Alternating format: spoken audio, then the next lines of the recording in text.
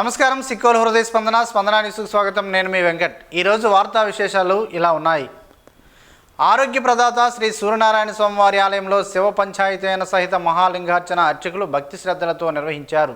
ఆలయంలోని అనివెట్టి మండపంలో మంగళవారం ఉదయం ఈ ప్రత్యేక పూజా కార్యక్రమాన్ని ఆలయ ప్రధాన అర్చకులు ఇప్పిలి శంకర్ శర్మ నిర్వహించారు.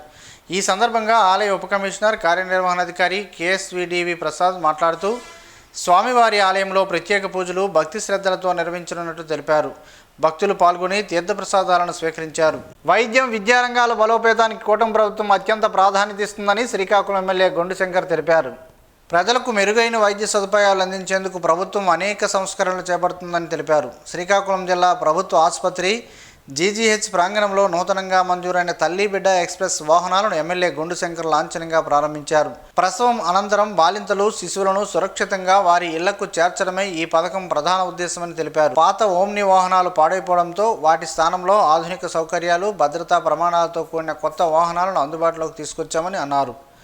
శ్రీకాకుళం జిల్లాకు మొత్తం 18 కొత్త వాహనాలు మంజూరు కాగా ప్రస్తుతం 8 వాహనాలను ప్రారంభించామని, మిగిలిన 10 వాహనాలు త్వరలో అందుబాటులోకి వస్తాయని ఎమ్మెల్యే వెల్లడించారు.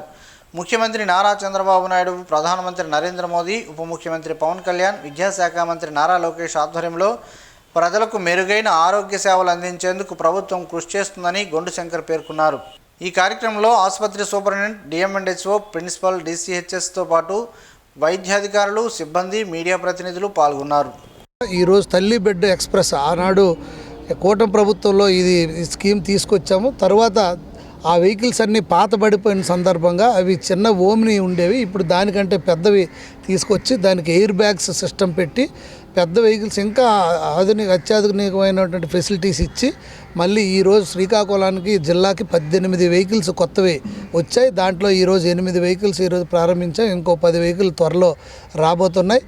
ఎవరైతే ప్రసవం సమయంలో మళ్ళీ ఇంటికి వెళ్ళడానికి ఇబ్బంది పడతారో వారి అందరికి కూడా తల్లిని బిడ్డని క్షేమంగా వారి ఇంటి వద్దకు చేర్చడానికి ఈ స్కీము ప్రభుత్వం చేపట్టింది. మళ్ళీ దీన్ని మరింత ఉపయోగకరంగా, మరింత చేరువుగా అందరికీ చాలా అన్ని సౌకర్యాలతో ఉండాలనే ఉద్దేశంతో ఈ పెద్ద వెహికల్ని ఇప్పుడు ప్రవేశపెట్టడం జరిగింది. ఈరోజు ఈ కార్యక్రమం శ్రీకాకుళం జిల్లా జీజీహెచ్ లో ఈ కార్యక్రమం ప్రారంభించడం జరిగింది. Stipendiary cadet trainee police constable indoor, outdoor final పరీక్షలను పూర్తి పారదర్శకతతో నిర్వహించాలని జిల్లా ఎస్పీ కేవీ మహేశ్వర్ రెడ్డి అధికారులను ఆదేశించారు.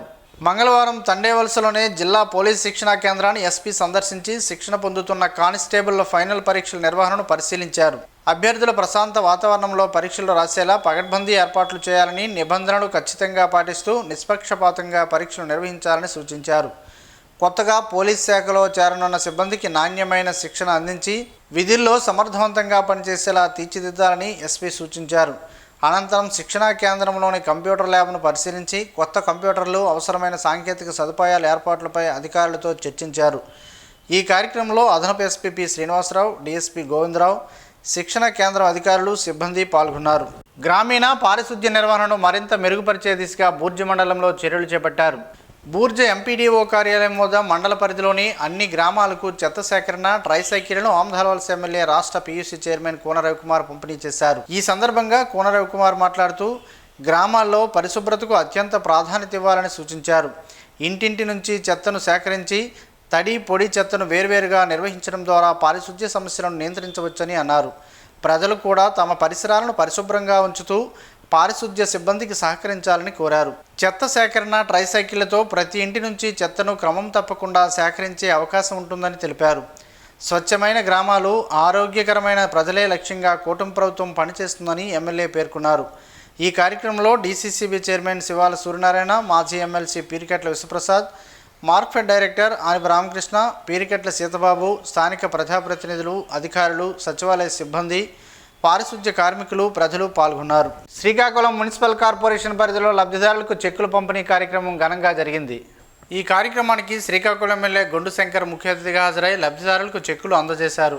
ప్రభుత్వానికి సొంత డబ్బులు డిపాజిట్ చేసి ఇల్లు పొందలేక ఇబ్బందులు పడుతున్న బాధితులకు న్యాయం చేసేందుకు కూటమి ప్రభుత్వం చర్యలు చేపట్టిందని ఎమ్మెల్యే తెలిపారు.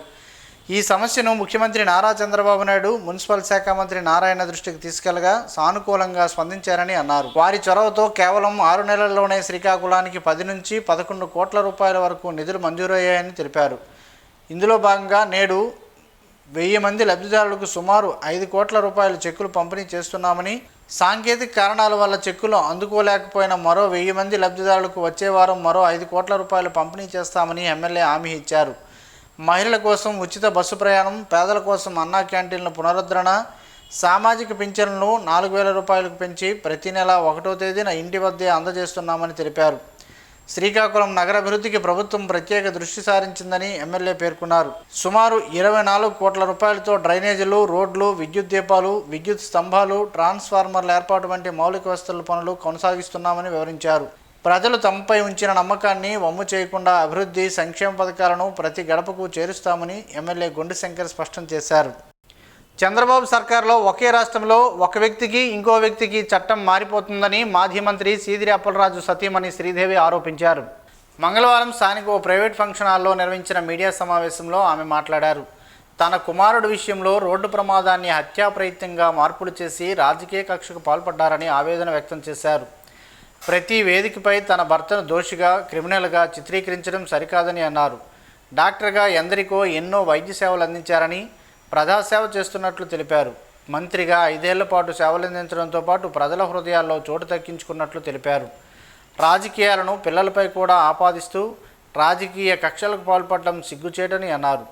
పాతపట్నం ఎమ్మెల్యే కుమారుడు కారు నడుపుతున్నప్పుడు జరిగిన రోడ్డు ప్రమాదంలో భోగయ్య అనే వ్యక్తి చనిపోయాడని, ఆ కుటుంబ సభ్యులకు 5 లక్షల రూపాయలు ఇస్తానని, అలాగే పెన్షన్ కూడా ఇప్పిస్తామని చెప్పి కేసును తారుమారు చేయలేదా అని ప్రశ్నించారు.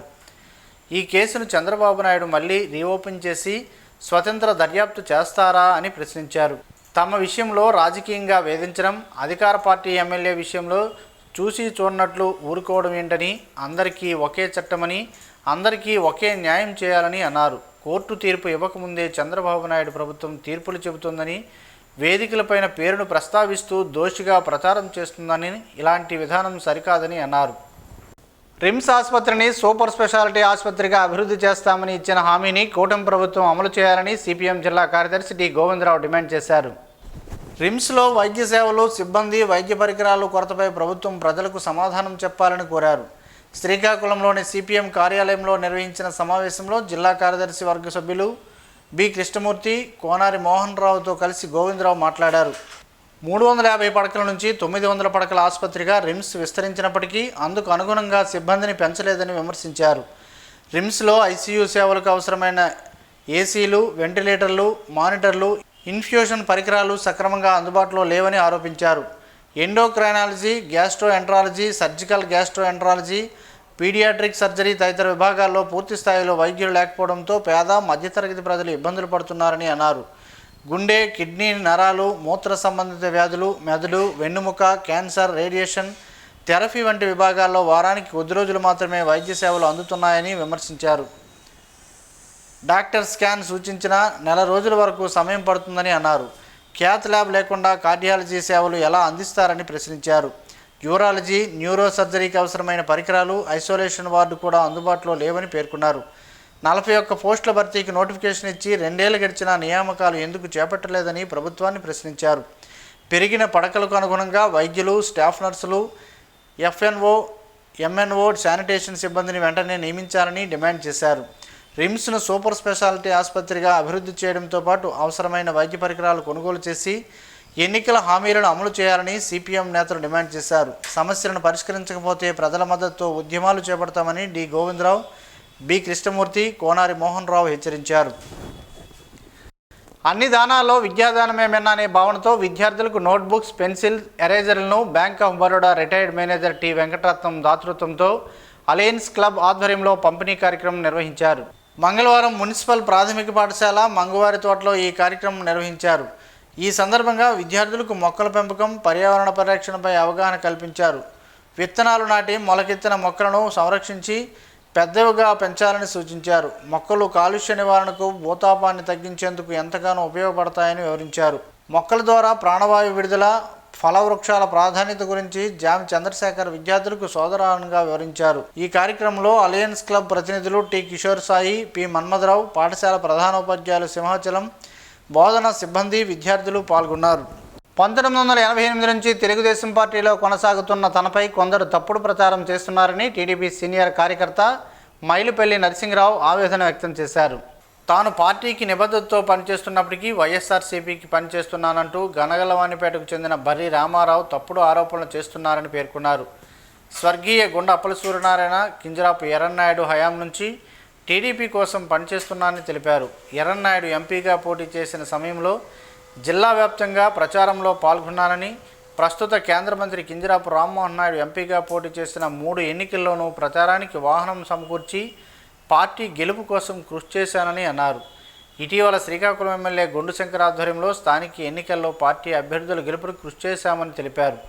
అయితే సర్పంచ్ భర్త బర్రి రామారావు తనపై లేనిపోని అపోహలు కల్పిస్తూ పార్టీ నాయకుల వద్ద తప్పుడు సమాచారం ఇస్తున్నారని ఆరోపించారు. తాను రాబోయే ఎన్నికల్లో సర్పంచ్గా పోటీ చేస్తాననే భయంతోనే తనపై తప్పుడు ప్రచారం చేస్తున్నారని నరసింహరావు అన్నారు. గనగల్లవానిపేట పంచాయతీలో టీడీపీ కార్యకర్తల మధ్య కలహాలు సృష్టించే విధంగా వ్యవహరిస్తున్న బర్రి రామారావుపై పార్టీ అధిష్టానం దృష్టి సారించాలని కోరారు. పార్టీ కోసం నిబద్ధతతో పనిచేసే కార్యకర్తలకు గౌరవం కల్పించాలని ముఖ్యమంత్రి నారా చంద్రబాబు నాయుడు పలుమార్లు సూచించారని గుర్తు చేశారు. పార్టీ కార్యకర్తల్లో అసంతృప్తికి కారణమవుతున్న పరిణామాలను టీడీపీ నాయకత్వం పరిశీలించి తగిన చర్యలు తీసుకోవాలని మైలుపల్లి నరసింహరావు కోరారు.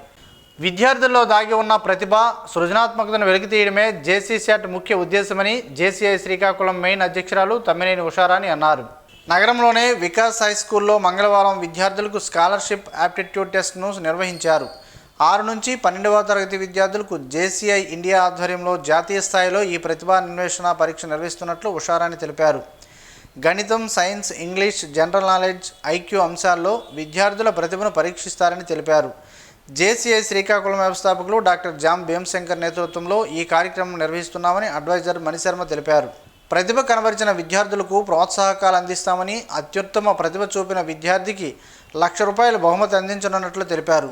జేసీఐ సేవలు యువతకు, ముఖ్యంగా విద్యార్థులకు ఎంతో ఉపయోగకరమని ఏఎస్ఐ అరుణకుమారి అన్నారు.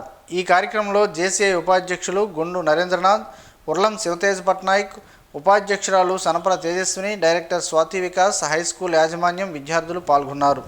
కూటమి ప్రభుత్వం 2 ఏళ్ల పాలన పూర్తి చేసుకున్న సందర్భంగా బూర్జి మండలం వావాం గ్రామంలో 2 ఏళ్ల నమ్మకం, సంక్షేమ విజయాలు, ప్రజాపాలన, ఇంటింటికి అభివృద్ధి కార్యక్రమాలను ఈరోజు నిర్వహించారు. ఈ కార్యక్రమంలో ఆమ్దాలవలస ఎమ్మెల్యే, రాష్ట్ర పీయూసీ చైర్మన్ కోన రవికుమార్ పాల్గొని ఇంటింటికి వెళ్లి ప్రభుత్వం అమలు చేస్తున్న సంక్షేమ, అభివృద్ధి కార్యక్రమాలను ప్రజలకు వివరించారు. ఈ సందర్భంగా ఎమ్మెల్యే మాట్లాడుతూ ముఖ్యమంత్రి నారా చంద్రబాబు నాయుడు నాయకత్వంలో ప్రజా సంక్షేమమే లక్ష్యంగా ప్రభుత్వం పనిచేస్తుందని అన్నారు. రైతులు, మహిళలు, యువత, విద్యార్థులు, వృద్ధులు, కార్మికులకు ప్రయోజనం కలిగేలా పలు సంక్షేమ పథకాలు అమలు చేస్తున్నట్లు తెలిపారు.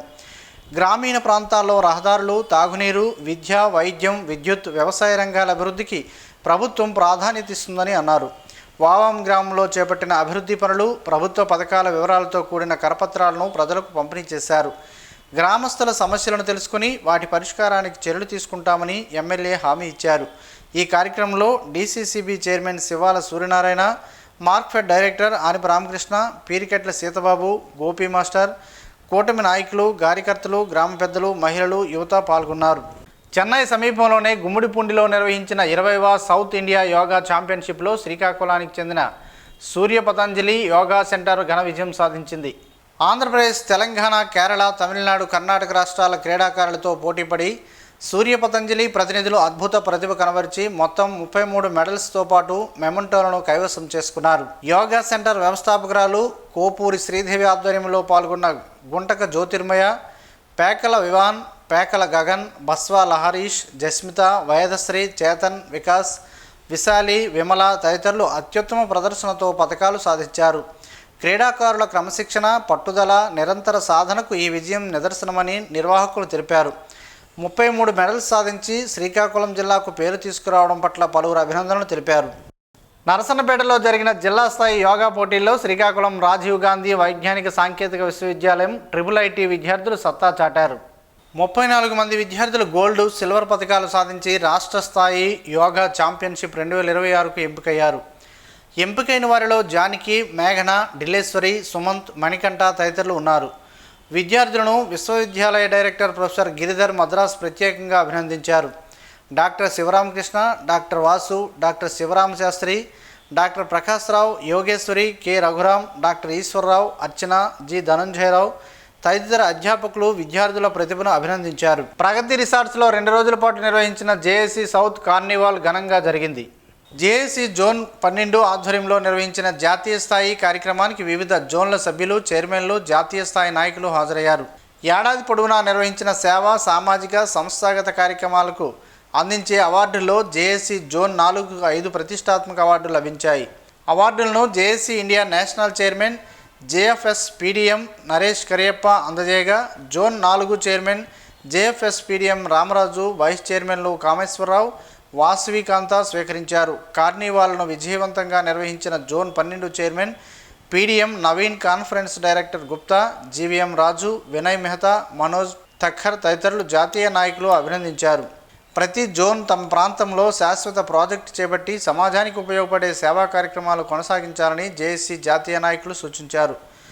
జోన్ 4కు 5 అవార్డులు రావడం పట్ల zone mentor PDM KV Rao, adviser PDM PMJ Shankar హర్షం వ్యక్తం చేసి సభ్యులను అభినందించారు. ఈ కార్యక్రమంలో national coordinator JFS PDM Palisetti Madibabu, senator Palisetti Uma, zone secretary Vamsidhar, Madhavi, Anusha తదితరులు పాల్గొన్నారు. మారేడు పండుతో పలు ఆరోగ్య ప్రయోజనాలు ఉన్నాయని పలువురు ఆరోగ్య నిపుణులు చెబుతున్నారు. ఆ వివరాలేంటో ఈరోజు ప్రసారమయ్యే ఆరోగ్యమే మహాభాగ్యంలో తెలుసుకుందాం.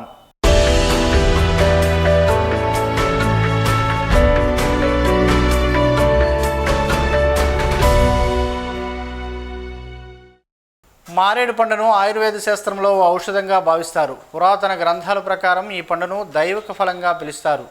ఇది శరీరానికి, జీర్ణ వ్యవస్థకు చాలా ఉపయోగకరంగా ఉంటుందని ఆయుర్వేద నిపుణులు చెబుతున్నారు. ఇది శరీరాన్ని అన్ని రకాల ప్రయోజనాలను చేకూర్చుతుంది కనుక ఈ చెట్టును దైవంగా భావిస్తారు. మారేడు పండు భారత్లోని పురాతన పండ్లలో ఒకటి. ఈ పండు గురించి ఆయుర్వేద గ్రంథాలలో చాలా క్లుప్తంగా వివరించారు. ఇది మొదట హిమాలయాల్లోని దిగువ ప్రాంతాల్లో ఈ చెట్టును గుర్తించారు. ఆ తర్వాత Sri Lanka, Myanmar, Vietnam, Laos, Cambodia, Thailand మొదలైన దేశాలకు ఈ చెట్టు విస్తరించింది. బౌద్ధ పండితులు జవాన్ జాంగ్ క్రీస్తు శకం 633లో చైనా నుంచి భారత్కు వచ్చినప్పుడు ఆయన అనేక పుస్తకాలను చైనాకు తీసుకెళ్లారు. ఆ పుస్తకాలలో మారేడు పండు గురించి అభివర్ణించాడు. ఈ ఆకు గురించి శివపురాణాలలో సహా ఇతర గ్రంథాలలో చాలా చక్కగా వివరించారు. మారేడు ఆకులను పరమశివుని ఆరాధనకు, ఆయన అనుగ్రహం పొందడానికి వినియోగిస్తారని పేర్కొన్నారు. మారేడు పండులో చాలా రకాల విటమిన్లు ఉంటాయి. ఇది జీర్ణ వ్యవస్థను మెరుగుపరచడానికి తోడ్పడుతుంది. ఇది మలబద్ధకం వంటి సమస్యల నుంచి దూరం చేస్తుంది. అంతేకాకుండా అతిసారం, విరేచనాల నుంచి విముక్తి పొందడాన్ని కూడా ఈ పండ్లు వాడుతారు. ఈ పండులో vitamin C, calcium, fibre, protein, iron కూడా అధిక పరిమాణంలో ఉంటాయి. కావున శరీరంలో రోగనిరోధక శక్తిని కూడా పెంచుతుంది.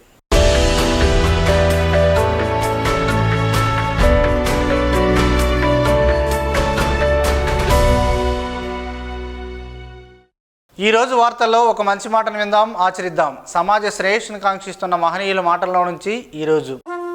జీవనం గమనం గమ్యం. ఋషి చింతన. సమాజం ఆలోచనలతో తయారు చేయబడిన పదార్థము కాదు. మనం ప్రకృతి తీర్చిదిద్దిన యథార్థమైన చైతన్యమే మనం బ్రతికి ఉన్నప్పుడు చేసిన దానికన్నా చనిపోయాక చేయాల్సింది చాలా ఉంటుంది.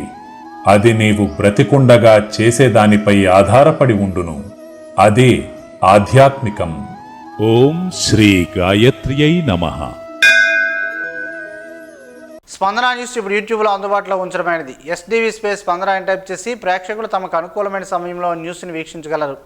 ఈ వార్తలు ఇంతటితో సమాప్తం. మరలా ప్రసారమయ్యే స్పందన న్యూస్లో కలుద్దాం. అంతవరకు సెలవు. నమస్కారం. మీ మాటే మా బాట.